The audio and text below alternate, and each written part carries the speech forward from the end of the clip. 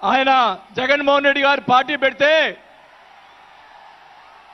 రాజకీయ భిక్ష పెట్టాడు కాబట్టి నేను మంత్రి పదవి వదులుకొని ఆయన వెంట నడిచాను.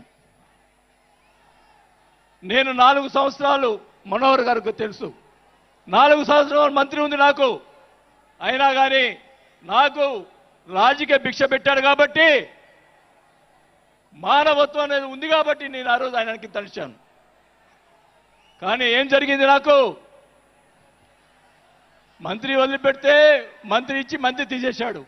అవన్నీ నేను కూడా బాధపడిన. నేను మంత్రి అనేది ఐ డోంట్ కేర్. ఆ రోజు 4 సంవత్సరాలకే వదిలిపెట్టాను. నేను ఒకటే చెప్తా ఉన్నా, మన వంశీ గారిని ఆయన చెప్పాడు కదా, మన ఈయన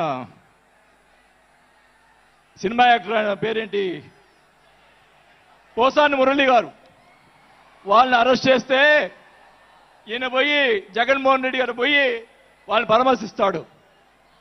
నేను ఒకటే చెప్తా ఉన్నా,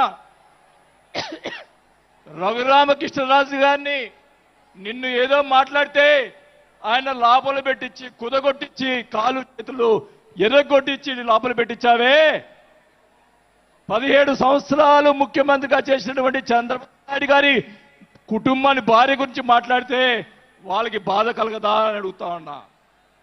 ఆ రోజే నేను ఖండించాను, నేను అసెంబ్లీలో ఆ రోజే.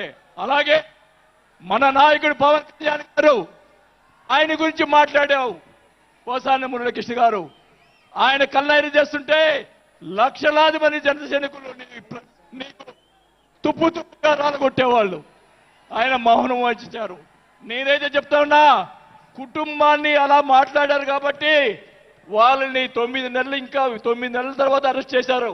నేనైతే గవర్నమెంట్ ఇచ్చిన మరుసటి రోజే